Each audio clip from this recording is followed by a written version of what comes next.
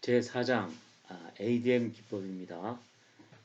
에로 다이아그래밍 메소드의 이제 약자죠. 자, 제4장부터가 이제 본격적으로 크리티컬 패스 메소드, CPM 기법이 시작되는 겁니다.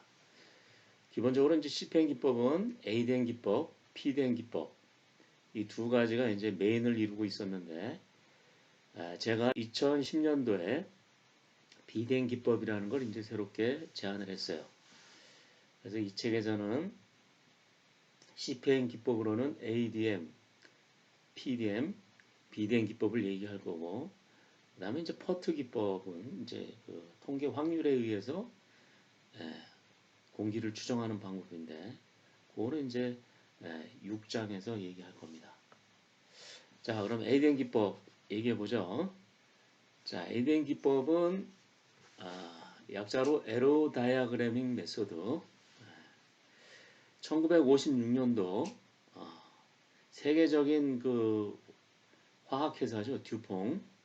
듀퐁사에서 개발이 됐습니다. 듀퐁사에서 이제 미국 전역에 화학 공장을 지어야 되는데 한꺼번에 이제 여러 그 프로젝트를 관리하려다 보니까 관리 효율성을 높이기 위해서 그 듀퐁의 그 건설 사업팀한테 뭔가 좀 일정을 합리적으로 좀 과학적으로 관리할 수 있는 방법을 모색해라라고 아마 그 경영진에서 요청을 한 것 같아요. 그래서 듀퐁의 그 건설팀에서 1956년도에 CPM 기법이라는 크리티컬 패스 메소드라는 걸 만들었는데 그 첫 번째 기법으로서 ADM 기법, 에로 다이아그래밍 메소드를 개발을 한 겁니다. 이 ADM 기법은 첫 번째 강의에서도 얘기했지만 공정관리 역사에서 굉장히 중요한 의미를 갖는 그런 공정관리 기법이다 라고 제가 말씀을 드렸습니다. 그러니까 현대적인 공정관리의 시작점이다 이렇게 보면 되겠죠. 요 이전까지는 바차트가 가장 그 근대적인 공정관리 기법이었어요. 근데 바차트는 이제 지난 시간에 얘기했지만은 액티비티 간에 연결관계가 표시 안 돼 있다 이거죠. 그러다 보니까 선행 액티비티에 문제가 발생했을 경우 후행 액티비티가 어떻게 영향을 받는지 또 공사의 완료 시점이 어떻게 영향을 받는지 논리적으로 판단할 수가 없었습니다. 반면에 이제 ADM 기법은 뭐냐면 전체 액티비티를 선행으로 연결을 해서 선행의 액티비티에 무슨 문제가 있을 경우에 후행 또 나아가 공사의 완료 시점이 어떻게 일정상 변하는지 논리적으로 과학적으로 판단할 수 있게 된 겁니다. 그래서 이제 1956년도를 그 컨스트럭션 매니지먼트 이 학문이 시작된 해로 보고 있어요. 그만큼 ADM 기법이 중요하다는 거죠. 그래서 공정관리 역사상 매우 중요하고 상징적인 의미를 갖고 있다라는 겁니다. 자, ADM 기법의 특징, 가장 큰 특징은 뭐냐면 전체 작업들을 상호 연결시킨다 이거예요. 선행과 후행 작업으로 연결을 시키다 보니까 그 액티비티의 착수 시점과 종료 시점 그리고 그 작업이 보유하고 있는 여유 시간을 수학적으로 아주 논리적으로 계산이 가능해진 겁니다. 또한 전체 공정의 논리를 시각적으로 표현을 한 거죠. 그래서 이 ADM 기법은 지금도 우리나라에서 많이 사용되고 있습니다. 워낙 보기에 좋아요. CPM 공정표가 전체 그 CPM의 로직이 그 한 장에 다 표현된다 이거예요. 그러니까 딱 공정표를 보면 공사가 어떻게 진행되는구나라는 게 한눈에 확 들어와서 아주 쉽게 이해할 수가 있습니다. 그래서 이제 ADM 기법을 현대 공정관리의 시발점이다 이렇게 얘기를 하고 있습니다. 자, 밑에 그 그림을 한번 볼까요? 그 그림을 한번 보면 IJK 이렇게 이제 있고 동그라미들이 있고 그다음에 동그라미를 연결하는 화살표가 있죠, 그죠? 요 화살표 때문에 이 공정관리 기법을 ADM, 에로 다이아그래밍 메소드다 이렇게 합니다.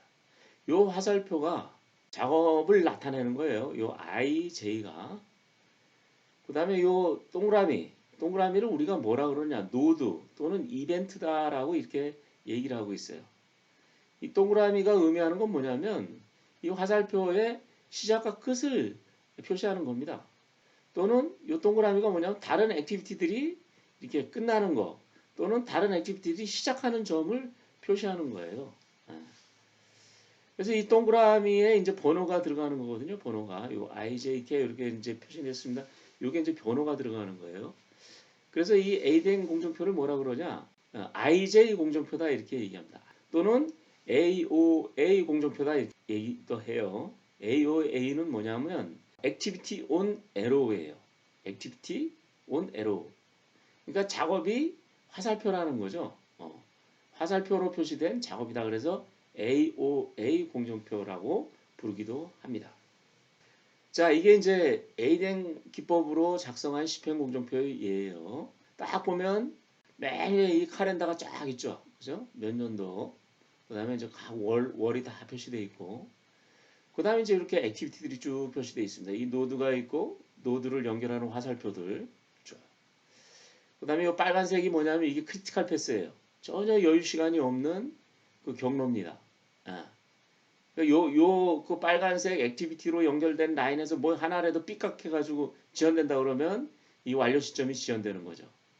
그러니까 CPM 공정표라는 건 뭐냐면, CPM 공정관리라는 건 뭐냐면, 이 크리티컬 패스를 찾아내서 이걸 집중적으로 관리하면 나머지들은 자동적으로, 자연적으로 따라서 관리된다라는 얘기예요. 그러니까 우리가 바 차트는 말이죠. 액티비티가 100개다 그러면 100개를 다 관리를 해야 됩니다. 1000개다 그러면 1000개를 다 관리를 해야 돼요. 전부 다 크리티컬이에요. 근데 CPM은 뭐냐면 액티비티를 다 논리적으로 연결했기 때문에 액티비티의 시작과 끝나는 점을 수학적으로 다 계산할 수가 있습니다.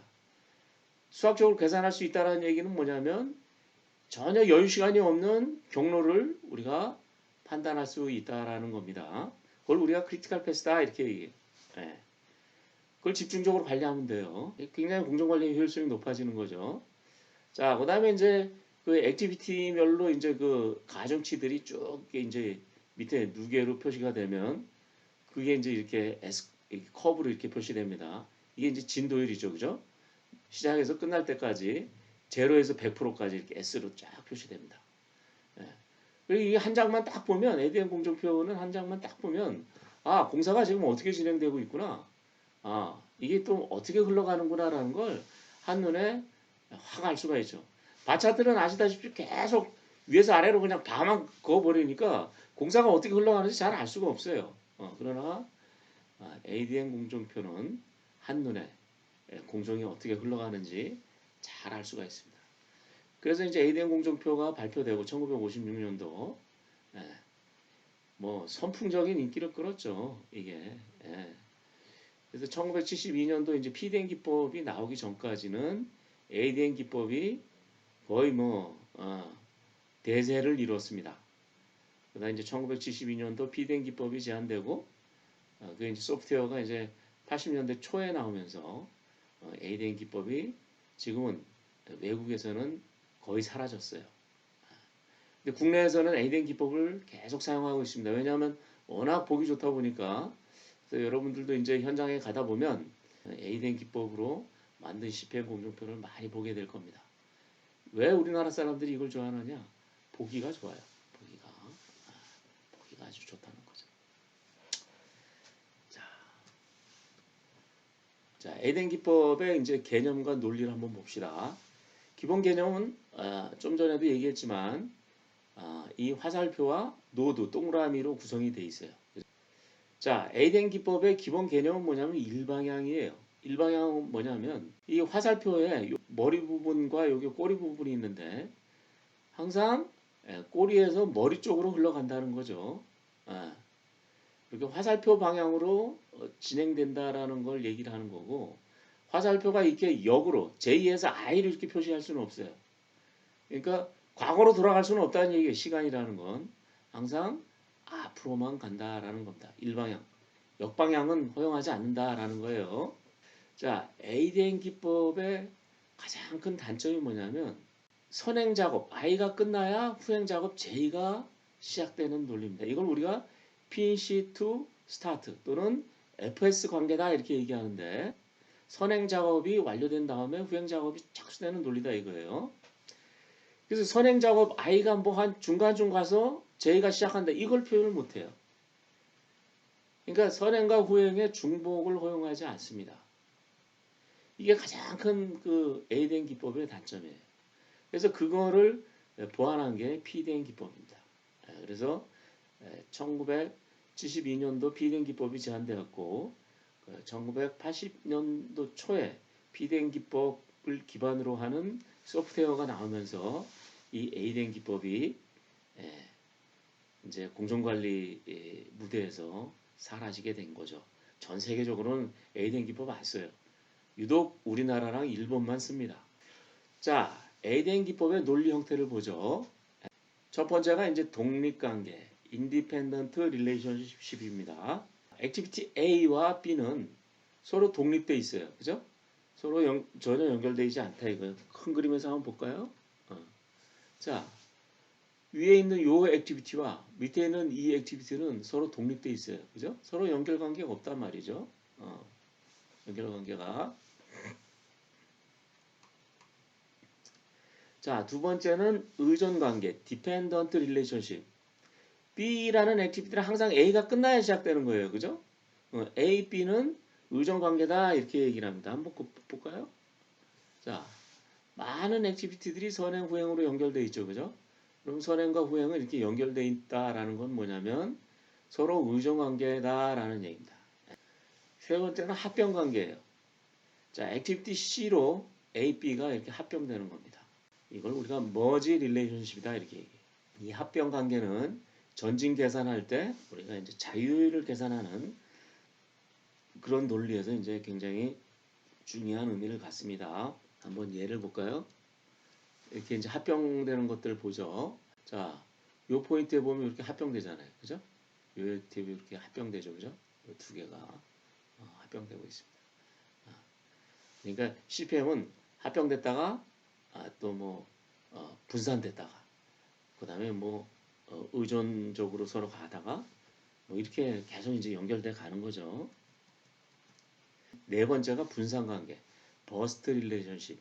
A라는 액티비티가 B와 C로 이렇게 분산되는 겁니다. 버스트 관계도 많아요. 봅시다. 버스트. 자, 요 액티비티가 쫙 이렇게 버스트 되죠. 그죠? 버스트 되는 거, 분산되는 거. 자, 마지막에 이제 교차 관계, 크로스 릴레이션십입니다. A, B가 9라는 노드에 합쳐졌다가 바로 CD로 이렇게 분산되는 거 볼까요? 뭐 이런 데 같죠, 그죠?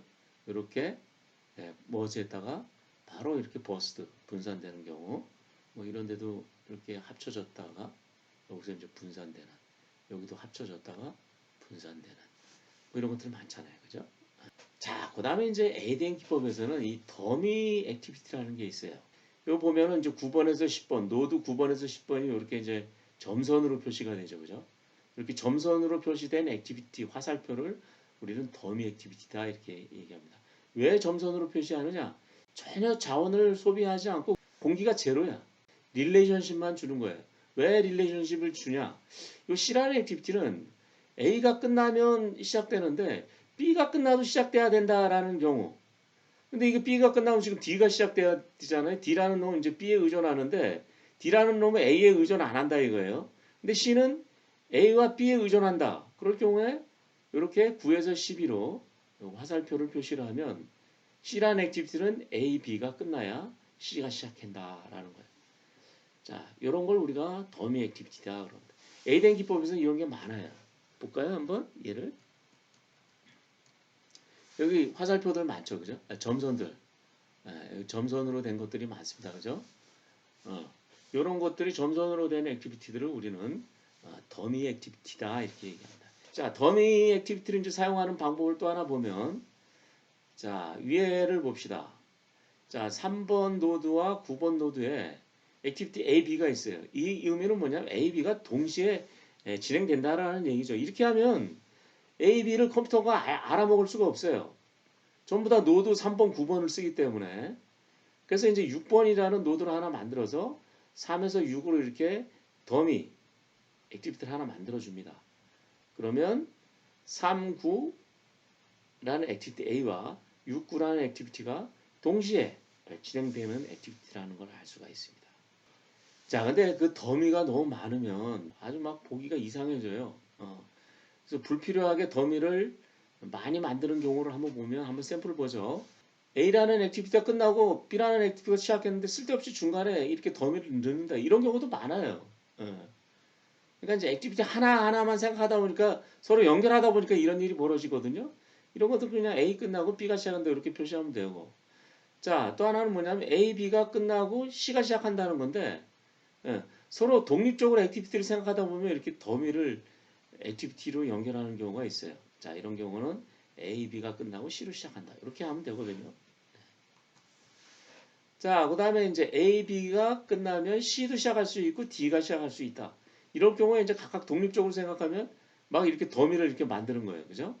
이런 것들을 이렇게 교차 관계로 깔끔하게 A, B가 끝나면 C, D가 시작한다. 이렇게 표시할 수 있죠. 자, 그 다음에 아까 예제에도 얘기했지만 A, B가 끝나면 C가 시작하고 D는 B가 끝나면 시작한다 이거예요. 그럼 이렇게 더미 액티비티 하나만 표시를 해도 A, B가 끝나고 C가 시작되고 B가 끝나면 D가 시작한다. 이렇게 표시할 수가 있는 겁니다. 자, 그 다음에 이제 댕글링 작업이라는 게 있어요. 댕글링 작업은 그 시작하는 액티비티와 끝나는 액티비티가 복수가 되는 거예요. 이러면은 일정 계산이 안 돼요. 시작점은 하나야 되고 끝나는 점도 하나야 돼요. 그래서 이런 것들은 이렇게 하나로 A, B, C를 시작하는 점을 2, 4, 6을 6으로 하나로 이렇게 표시를 하고 끝나는 점 12, 14, 16 이걸 16으로 이렇게 표시를 해야 됩니다. 안 그럼 A, D, B, C, E 이게 전부 다 댕글링이 되는 거예요. 시작이 너무 많다 이거예요. 다수야. 이건 말이 안 되는 거다 말이에요. 이거는 이렇게 댕글링 작업이 존재하면 네트워크가 완성되지 않은 겁니다. 그래서 일정 계산이 불가능하므로 이렇게 댕글링 작업은 제거를 해야 합니다. 자, 그다음에 이제 노드 또는 이제 이벤트 이제 번호를 매긴다고 이렇게 얘기하지 않았습니까? IJ. 요 번호 매기는 것도 잘 매겨야 돼요. 왜냐면 이제 컴퓨터는 이 B라는 액티비티를 노드 20, 30으로 인식을 한다 이거예요. 그래서 이 번호가 중복되면 안 돼요. 그 다음에 번호는 항상 이 꼬리에 있는 번호가 이 머리에 있는 번호보다 작아야 돼요. 그러니까 이 머리에 있는 번호가 꼬리에 있는 번호보다 커야 된다 이거예요. 그래서 항상 액티비티는 작은 번호에서 큰 번호로 이렇게 흘러가게끔 표시를 해야 됩니다. 각 노드는 중복되지 않는 고유의 번호를 부여를 해야 되고 노드 번호로 작업을 이렇게 구분하기 때문에 노드 번호 부여는 굉장히 중요하고 신중하게 해야 된다. 자, 노드의 번호를 부여하는 원칙은 화살표의 머리에 위치한 번호가 꼬리에 위치한 노드 번호보다 항상 커야 돼요. 그래서 번호를 작업의 흐름에 따라 이렇게 전진해 가면서 번호를 매긴다 그래서 우리가 전진 번호 매김 또는 forward 넘버링이다 이렇게 얘기합니다. 자, 이제 번호를 매길 때 이렇게 1, 2, 3, 4 이렇게 번호를 매기잖아요. 1, 뭐 2, 3, 4, 5 해서 번호를 매겼다 이거예요. 근데 중간에 뭐 액티비티가 하나 떡하니 들어갔어요. 그러면은 1, 2, 3, 4, 5로 이렇게 전혀 여유 없이 이렇게 번호를 매기다 보면 중간에 하나가 들어가면 뒷번호들이 다 하나씩 늘어나야 돼요. 그러면은 뒤에 거를 다 또 수정을 해줘야 되거든요. 그러니까 너무 불편하니까 번호를 매길 때 이렇게 10단위로 이렇게 듬성듬성 해놓으면 중간에 이렇게 X라는 액티비티가 들어가더라도 뒷번호들을 이제 움직이지 않아도 된다 이거예요. 그래서 번호를 여기 매길 때 대개 5간격으로 이렇게 하든지 10간격으로 이렇게 하든지 번호를 그렇게 매깁니다. 그렇게 매겨 놓는 게 중간에 액티비티가 추가되더라도 뒷번호들이 영향을 안 받으니까 좀 좋다 이렇게 보시면 되겠습니다. 자, 그 다음에 이제 로직 루프라는 게 있어요. 머리의 번호가 꼬리 번호보다 커야 된다 그랬잖아요. 근데 여기서 지금 예를 보면 15 해놓고 중간에 노드를 하나 만들었는데 여기다 20번이라고 이렇게 적어놨어요. 그럼 컴퓨터가 이게 어떻게 알아먹냐면 10, 15 가다가 15, 20으로 이렇게 가버려요. 그래서 여기서 이 15에서 25로 가야 되는데 이렇게 못 가고 15에서 20에서 이게 빽빽빽 이렇게 돕니다. 이걸 우리가 로직 루프다 이렇게 얘기합니다. 작업의 흐름에 따라서 번호를 매기지 않았기 때문에 작업이 제자리에서 돈다. 그래서 여기 20번이라고 하지 말고 요거는 뭐라고 해야겠습니까? 요거는 15보다 아래, 10보다 위. 그러니까 예를 들어 뭐 11에서 14까지의 번호를 요걸 줘야겠죠. 그래야지 루프가 발생하지 않고 앞으로 가게 되는 겁니다. 자, 그다음에 이제 A된 공정표를 이제 만들 때 기본적으로 원칙은 뭐냐면 이렇게 이제 예각을 갖는 화살표는 만들지 않는다. 아, 물론 그리다 보면 어쩔 수 없이 생기는 경우도 있겠죠. 그러나 가능하면 이렇게 사선으로 화살표를 만들지 말자. 왜냐하면 사선으로 만들다 보면 A나 C 같은 경우에는 이 액티비티 명이 이렇게 기울어져야 돼요. 이 기울어지게끔 이렇게 쓴다는 것도 쉽지 않잖아요. 그죠? 그 다음에 깔끔해 보이지도 않고. 그래서 이제 공정표 전체를 균형감 있게 표현하면서 화살표상에 기입되는 작업명이나 작업 공기, 여유 시간이 사선에 표현되지 않고 이렇게 평행하게 표현될 수 있도록 공정표를 그려가는 게 좋다. 그래서 A된 공정표를 표현하는 방법 크게 두 가지가 있는데 첫 번째는 이렇게 그 둔각을 갖는 90도를 넘는 이렇게 둔각을 가지면서 수평 부분을 이렇게 표시하는 방법이 있어요. 이걸 우리가 슬로핑 포맷이다 이렇게 얘기합니다. 그다음에 이거는 뭐냐면 수직으로 직각으로 이렇게 꺾어 나가는 거죠. 이걸로 우리가 스텝 포맷이다 이렇게 얘기합니다. 그러면 이제 액티비티들이 다 수평으로 깔끔하게 이게 표시가 되겠죠. 자, 이 포맷은 뭡니까? 둔각으로 표시했는데 거의 직각에 가까운 둔각으로 표시를 하고 있잖아요. 슬로핑과 스태핑을 같이 그 혼용한 그런 방법이다. 이번엔 중요한 게 이제 ADM 일정 계산. 우리가 이제 모두에 얘기했지만 바 차트는 액티비티가 서로 연결되어 있지 않기 때문에 수학적으로 그 액티비티의 시작과 끝을 정확하게 계산할 수가 없습니다. 예. 그러나 CPM 공정표는 모든 액티비티들이 다 연결되어 있기 때문에 액티비티의 착수 시점과 끝나는 점을 수학적으로 정확하게 우리가 계산해 낼 수가 있죠. 작업들의 그 일정이 네 종류가 있어요. 뭐냐면 그 작업이 가장 일찍 시작할 수 있는 날짜, Early Start Date, ESD라고 그러는데 조기 착수일. 둘째는 가장 일찍 끝날 수 있는 날짜, 조기 완료일, Early Finish Date, EFT라고 그러고. 그다음에 세 번째는 가장 늦게 시작할 수 있는 날짜, Late Start Date, LST라고 그러고. 가장 늦게 끝날 수 있는 날짜, 만기 완료일, Late Finish Date, LFT. 액티비티는 요 네 종류의 날짜를 가져요. 요 early start date와 late finish date 요게 그 액티비티가 가용할 수 있는 시간입니다. early start date, early finish date, late start date, late finish date를 계산하기 위해서 먼저 이벤트 시간을 계산해야 돼요. 이벤트라는 건 요 동그라미, 노드 요걸 얘기하는 거죠. A된 기법은 먼저 요걸 계산해야 돼요. 그러니까 early start, early finish, late start, late finish date가 필요한데 A된 기법은 일단 노드 시간을 계산을 합니다. 이 노드 시간이 이렇게 위에 이렇게 표시돼요. I의 노드 시간, J의 노드 시간. 그래서 이 노드 시간은 두 가지가 있어요. 조기 이벤트 시간, early 이벤트 타임에서 T라는 게 있고 만기 이벤트 TL이라는 게 있어요. late 이벤트 타임 TL. 자, 요 TE는 뭐냐? TE는 바로 요 액티비티의 early start date입니다. 요 TL은 뭐냐? TL은 액티비티의 만기 완료예요. 자, 그래서 요 TJ는 뭐냐? 요 TEJ는 J로부터 시작되는 액티비티의 조기 이벤트 타임이고 요 TLI는 뭐냐? I로 끝나는 액티비티의 만기 이벤트 타임입니다. 예. 그래서 요 IJ의 이벤트 타임이 표시하는 건 뭐냐면 그 I의 early start date와 late finish date 요 두 가지만 표시를 합니다. 더 알아야 될 게 뭐예요? early finish date와 late start date를 알아야 되겠죠.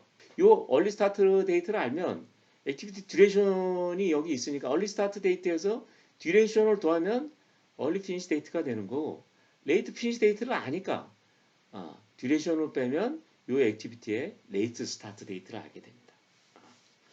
그래서 ADN 기법은 요 이벤트 타임을 먼저 계산하고 그 다음에 액티비티 시간을 계산한다. 그래서 이제 두 단계로 계산하는 게 조금 불편해요. 일정 계산은 전진 계산이 있고 후진 계산이 있어요. 앞으로 가면서 계산한 건 뭐냐면 그 액티비티의 early start date, 그 액티비티가 가장 먼저 시작할 수 있는 거, ESD, 조기 착수일을 알기 위해서 전진 계산하는 겁니다. 저 끝에서부터 계산해 오는 건 뭐냐면 그 액티비티가 가장 늦게 끝날 수 있는 날짜를 알기 위해서 뒤에서부터 오는 거예요. 그래서 그걸 우리가 후진 계산이라고 그러고 backward path computation이다 이렇게. 그 CPM 계산은 앞으로 쭉 가서 서울에서 부산까지 가요. 그럼 부산에서부터 다시 서울로 거꾸로 계산해 오는 거예요. 그래서 전진 계산한 것과 후진 계산한 것이 같다. 그러면 그 액티비티는 크리티컬 액티비티가 되는 거예요. 전진 계산한 것과 후진 계산한 거에 차이가 있다. 그 액티비티는 여유를 갖는 거죠. 그래서 여유 시간이 없는 액티비티를 우리는 크리티컬 액티비티라고 그러고 그걸 쭉 연결한 걸 크리티컬 패스라고 그러고 그 크리티컬 패스를 관리하는 공정관리 기법을 CPM 기법이다 이렇게 얘기합니다. 자, 우리가 이제 전진 계산은 요 그 이벤트 타임의 앞부분 조기 이벤트 타임을 계산해 가는 거예요. 자, 봅시다. 지금 액티비티 A, B, C가 D로 지금 합병되고 있어요. 자, 이렇게 합병될 때 D의 early start date, 그러니까 20번에 T2는 어떻게 계산하냐? 이 T2는 자 5와 10과 15를 편의상 T를 10으로 우리가 세팅을 해 놓읍시다. 똑같이 10에서 시작한다고 봅시다. 자, 그러면 A는 공기가 5고 B는 공기가 6, C는 공기가 4 이렇게 가로로 이렇게 표시를 했어요. D는 공기가 7이다 말이야. 자, 그럼 어떻게 되냐면 TEJ라는 건 그 나머지거든요. 그 TEJ는 앞에 있는 T2에다가 이제 듀레이션을 더하는 거예요. 자, 그러면 10 더하기 5는 얼마죠? 5에서 20으로 가는 그 A라는 액티비티로 계산하면 20에 T가 어떻게 계산하냐면 10 더하기 5에서 15가 됩니다. 근데 10에서 20, B는 듀레이션이 6이죠. 그래서 10 더하기 6은 16이 되고 자, C는 지금 듀레이션이 4일입니다. 10 더하기 4는 14 해가지고 여기 14가 되죠. 그래서 A로부터 15, B로부터 16, C로부터 14. 그러니까 15, 16, 14 중에 맥시멈을 잡아준다. 그러니까 20에 T는 16이 되는 겁니다. 그러면 5, 20에서 하루의 여유가 생기고 15에서 20에 이틀의 여유가 생긴다. 이걸 우리가 자유여유다 이렇게 얘기합니다. 그래서 A된 기법 전진 계산하면서 우리가 자유여유 시간을 계산할 수가 있습니다. 자유여유는 나중에 설명을 해줄게요. 자, 20에서 20번의 이벤트 타임 T가 조기 이벤트 타임 얼리 스타트 데이트가 16이죠. 16에서 7 더하면 23이 되는 거예요. 이렇게 우리가 계산하는 걸 우리가 전진 계산이다 이렇게 얘기합니다. 자, 후진 계산은 뒤에서부터 계산해 오는 거예요. 왜 뒤에서부터 계산하느냐? 그 액티비티가 가장 늦게 끝나는 시간을 알기 위해서 레이트 피니시 데이트를 알기 위해서 오는 거죠. 자, 여기 보면 A라는 액티비티가 B, C, D로 이거는 분산이 되는 거예요. 분산. 자, 거꾸로 계산한다는 얘기는 뭐냐면 15, 20, 25에 이 TL 만기 이벤트 타임에서부터 이제 거꾸로 오는 겁니다. 자, 그래 15, 20, 25의 만기 이벤트 타임을 30이라고 우리가 가정을 했어요. 그죠? 여기서부터 이제 뒤로 오는 겁니다. 자, 15에서 한번 뒤로 와봐요. 30에서 B의 듀레이션 6을 빼니까 얼마 되죠? 요건 24가 되고 그 다음에 20번은 30이니까 30에서 4 빼면 26. 그 다음에 D는 7일인데 25, 30에서 7 빼니까 24. 그러니까 여기서 24, 여기서는 26, 여기서는 얼마? 24.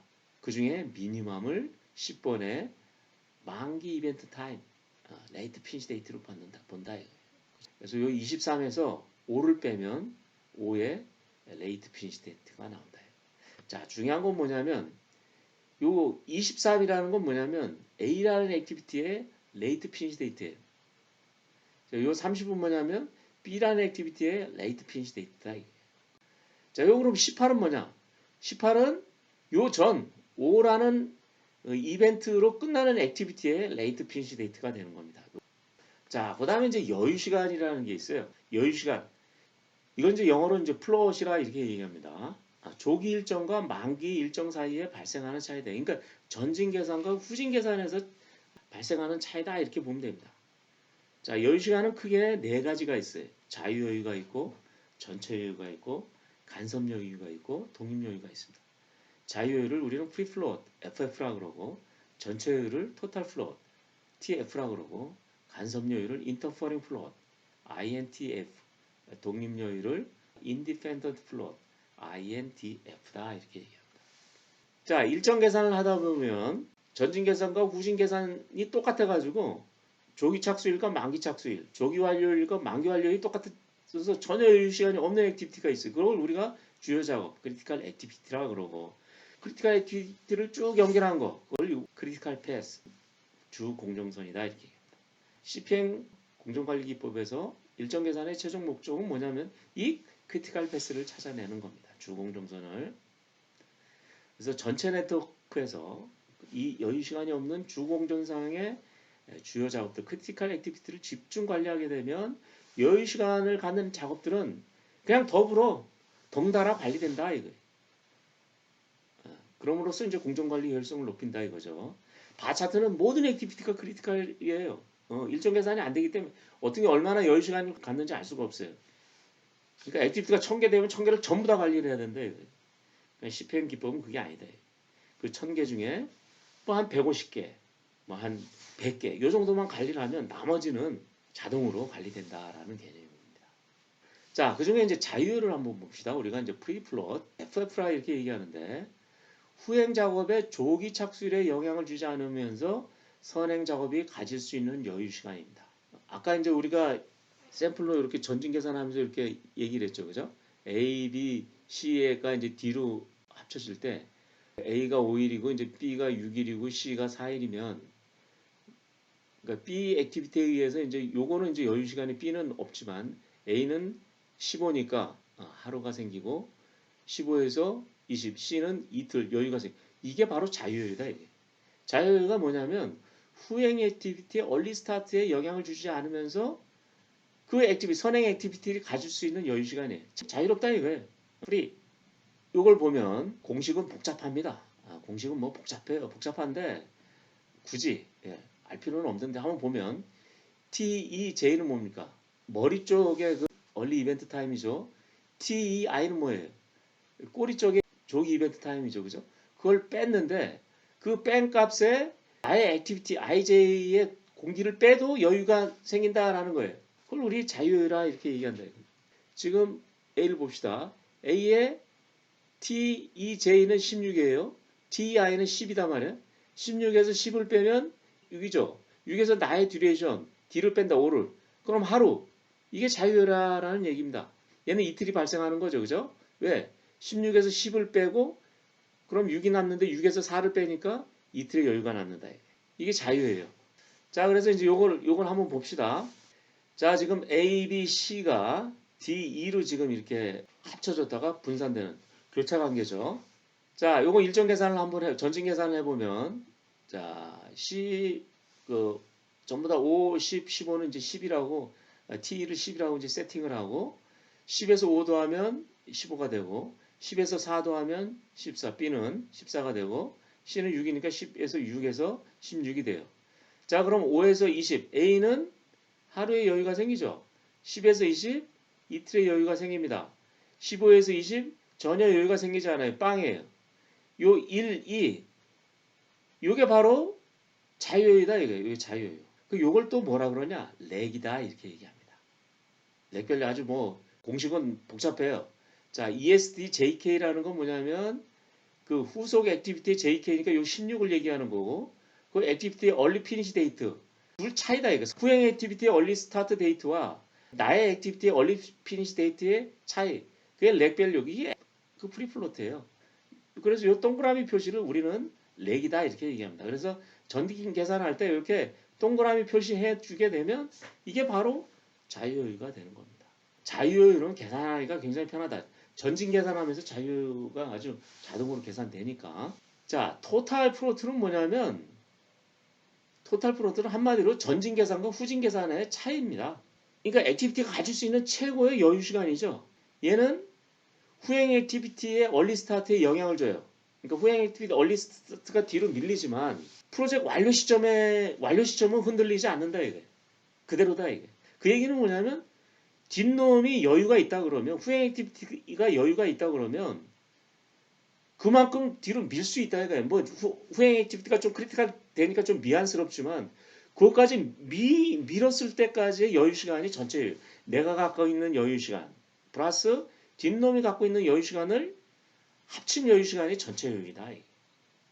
네, 토탈 프로트는 엄밀히 말하면 전진 계산과 후진 계산의 차이인데 그 액티비티의 레이트 피니시 데이트와 얼리 피니시 데이트의 차이 또는 그 액티비티의 레이트 스타트와 얼리 스타트의 차이입니다. 사실은.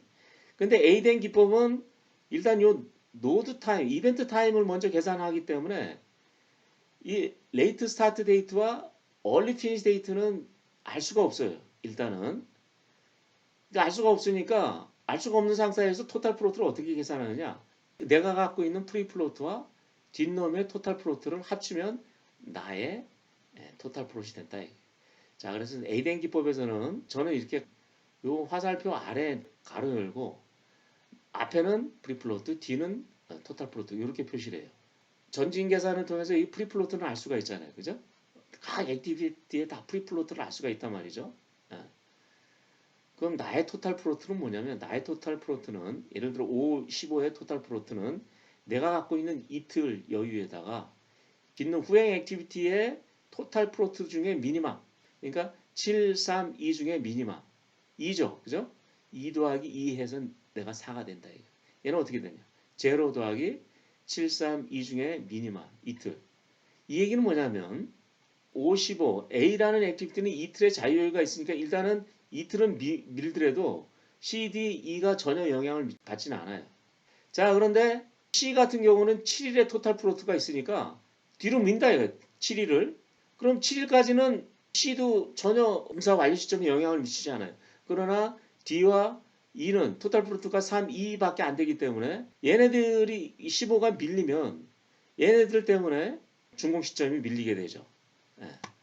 그래서 나의 자유여유에다가 D 액티비티 토탈 플로트 중에 미니멈을 더한 게 나의 토탈 플로트다.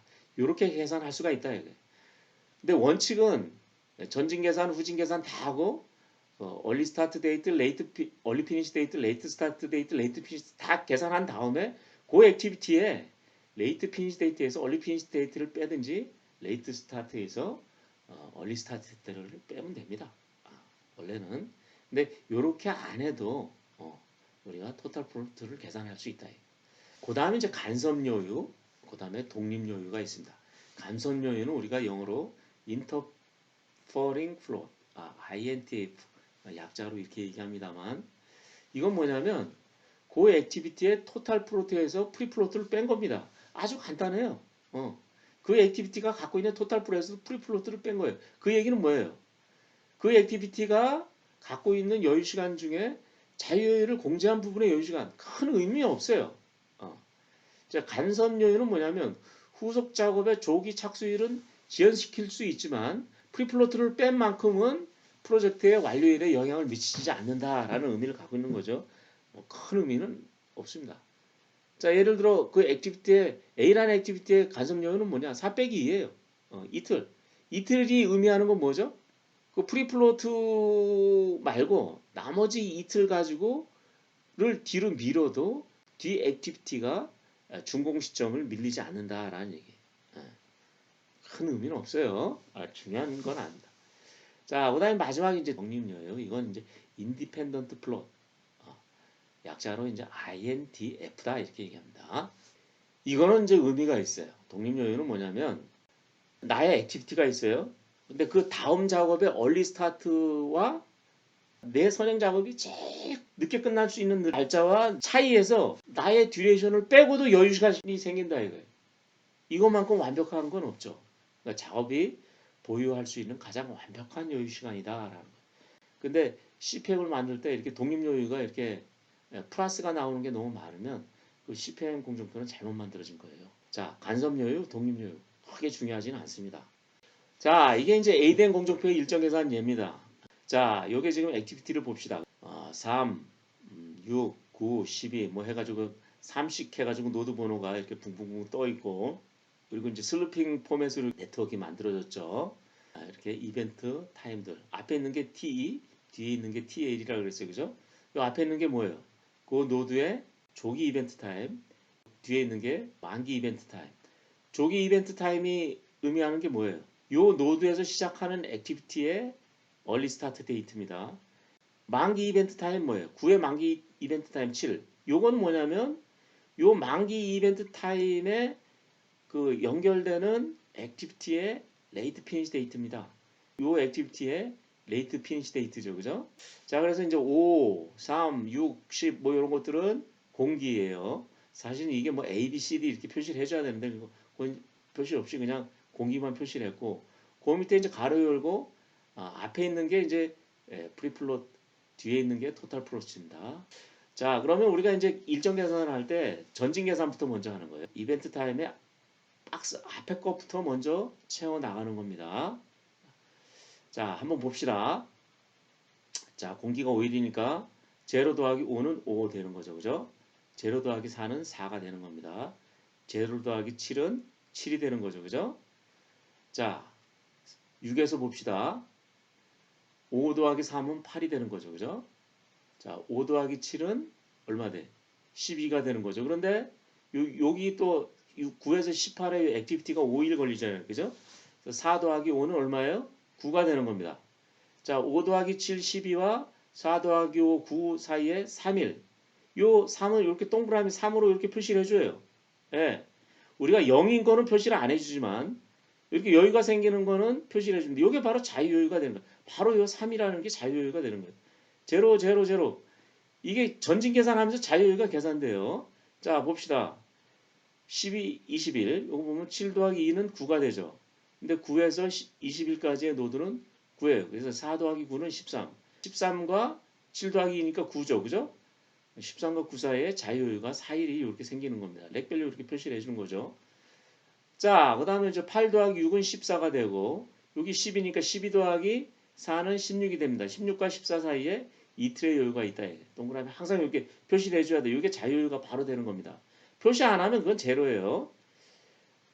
자, 그 다음에 12에서 8 더하면 20이 되는 거죠. 자, 그 다음에 12에서 5 더하면 17이 되는데 여기서 13에서 6 더하면 19가 됩니다. 그죠? 여기서 이틀의 여유가 생깁니다. 자유여유. 전진 계산하면서 자유여유는 그대로 계산이 됩니다. 자, 이거 끝나는 거 어떻게 돼요? 16에서 10 더하면 26이 되고 20에서 9 더하면 29, 19에서 7 더하면 26이 돼요. 그죠? 26, 29, 26 중에 제일 큰 값 29를 선택하면서 각각 3일의 여유가 생긴다. 요거는 자유여유가 되는 겁니다. 3, 3 이렇게. 자, 서울에서 부산 왔어요. 자, 그럼 29를 그냥 그대로 똑같이 만기 이벤트 타임으로 놓는 겁니다. 서울에서 부산 왔어요. 자, 29에서 이제 거꾸로 가는 겁니다. 29에서 10 빼면 19가 되는 거죠. 29에서 9 빼면 20, 29에서 7 빼면 22가 됩니다. 그죠? 자, 18은 어떻게 돼요? 19에서 4 빼면 얼마 되는 겁니까? 15가 되는 거죠. 20에서 8 빼면 12, 22에서 5 빼면 17, 15, 12, 17 중에 미니멈 12를 잡는다. 그죠? 19 빼기 6은 13. 그죠? 자, 얘는 어떻게 됩니까? 13 빼기 3 하니까 10이 되고 12 빼기 7 하니까 5. 그러니까 5와 10 중에 미니멈 5를 잡는 거죠. 자, 얘는 어떻게 됩니까? 22 빼기 6 하니까 16. 자, 얘는 어떻게 돼요? 12 빼기 5 하니까 7. 16 빼기 9 하니까 7. 아, 이거는 뭐 같이 되네요. 뭐 그럴 수도 있겠죠. 16 빼기 2 빼니까 14. 그 다음에 시작은 5 빼기 5는 제로. 7 빼기 4는 뭐 3 뭐 했지만 당연히 제로 제로 이렇게 됩니다. 프리플로트는 전진 계산하면서 다 계산했잖아요. 그게 남은 게 뭐예요? 토탈 프로스를 계산할 수가 있잖아요. 그죠? 토탈 프로스는 뭐냐면 내가 갖고 있는 자유에다가 내 뒤 액티비티의 토탈 프로스예요. 자, 그런데 33 이후는 지금 아무 액티비티가 없으니까 토탈 프로트 제로 아닙니까? 그죠? 3 더하기 제로 하면 3. 자, 나의 자유 제로, D가 제로니까 제로 제로. 3, 나의 자유여유 3에다가 뒷놈 제로니까 3, 4. 자, 얘는 15에서 24의 액티비티의 토탈 프로트 어떻게 돼요? 나의 자유여유 이틀에다가 나의 후행 액티비티의 토탈 프로트 3. 2 더하기 3 하면 5. 그러니까 15에서 24의 토탈 프로트 전체 여유는 5일을 갖고 있다는 얘기예요. 이게 뭘 의미합니까? 15에서 24 이틀은 자유여행이니까 그냥 뭐 내가 밀 수가 있지만 뒷놈이 3일의 토탈 프로스를 갖고 있다. 그러니까 그만큼 뒤로 밀어도 내가 24, 30한테 I'm sorry 미안하지만 크리티컬에 대해서 미안하지만 그것까지 밀 수 있다 이거예요. 그게 토탈 프로트. 내가 밀 수 있는 최고의 여유 시간은 우리는 전체 여유다 이렇게 얘기합니다. 자, 18, 24의 토탈 프로트는 0 더하기 3은 3. 그죠? 18에 27에 토탈 프로트는 0 더하기 0는 0. 자, 18에서 30의 토탈 프로트는 2 더하기 3에서 5 이렇게 되는 거죠. 그죠? 자, 6에서 15는 5 더하기 5는 5가 되고 자, 6에서 18은 0 더하기 0 하니까 0, 3, 5 중에 지금 토탈 프로트 미니멈 값이 0잖아요. 그죠? 그러니까 0, 제일 작은 토탈 프로트 0, 0 이렇게 더하고 3하고 0, 그죠? 3이 되는 거고 0 더하기 3하면 3이 되는 거고 0, 5, 0 중에 미니멈 값 0, 0, 3, 3 같으니까 3, 0, 7 중에 7 이렇게 되는 겁니다. 이벤트 9번에서 보면 0, 3 액티비티의 얼리 스타트 데이트는 우리가 0인지 알아요. 그죠? 3번에. 그 다음에 레이트 피니시 데이트도 우리가 7은 알아요. 얼리 피니시 데이트는 뭐냐? 이 4냐? 이 4가 아니다. 4는 뭐냐면 9, 18과 9, 21의 얼리 스타트 데이트예요. 그러면 얼리 피니시 데이트는 뭐냐면 0 더하기 4에서 따로 나와야 돼요. 그래서 4가 되는 거예요. 요 4가 아니고 3에서 9의 액티비티의 레이트 스타트 데이트는 뭐냐? 0가 아니다 말이에요. 레이트 스타트 때는 뭐냐면 7, 레이트 피니시 데이트에다가 나의 듀레이션 4를 빼서 3일이 되는 거예요. 이건 표시가 안 돼 있어요. 그죠? ADM 기법에서는 이벤트 타임을 계산한 다음에 반드시 얼리 피니시 데이트와 레이트 스타트 데이트를 계산을 해줘야 돼요. 자, 그러면 9, 20일에 얼리 스타트 데이트, 얼리 피니시 데이트, 레이트 스타트 데이트, 레이트 피니시 데이트를 한번 보죠. 자, 9, 20일에 얼리 스타트 데이트는 4일입니다. 얼리 피니시 데이트는 뭐예요? 4 더하기 9 해서 13. 근데 요 13은 뭐냐면 20일에서 30의 얼리 스타트 데이트지 이게 얼리 피니시 데이트는 아니다. 자, 9, 20일에 레이트 피니시 데이트는 16이에요. 16에서 9를 빼면 7이 되는 거죠. 그죠? 하나 더 해볼까요? 9에서 18을 봅시다. 9에서 18에서 액티비티의 얼리 스타트 데이트는 4일이에요. 얼리 피니시 데이트는 뭐냐? 4 더하기 5에서 9가 되는 겁니다. 여기 표시가 안 돼 있죠. 그죠? 요 12는 뭐냐면 요 12는 18이라는 이벤트에서 시작하는 액티비티의 얼리 스타트 데이트예요. 얼리 피니시 데이트가 표시가 안 돼 있죠. 자, 9, 18의 얼리 피니시 데이트는 12 빼기 5에서 7입니다. 요 7은 레이트 스타트 데이트가 아니다 이게. 3, 9의 레이트 피니시 데이트다라는 겁니다. 그래서 이제 ADM 기법은 조금 일정 계산할 때 이런 불편함이 있어요. 그래서 이제 IJ를 이렇게 쭉 표시를 하고 우리가 이제 이벤트 타임을 이렇게 계산하죠. IJ의 이벤트 타임을 이렇게 계산합니다. 그죠? 그래서 이제 얼리 스타트 데이트와 레이트 피니시 데이트를 알면 이걸 이제 표시하는데 대개 이제 시험 문제는 이런 식으로 나와요. 그래서 이제 칸을 채우는 걸로 이렇게 나오는 거거든요. 이렇게 하면 무조건 굉장히 헷갈린다. 그러니까 내가 알려준 대로 그냥 이 자체 내에서 그림을 보고 우리가 계산하는 게 빠르다라는 걸 말씀드릴게요.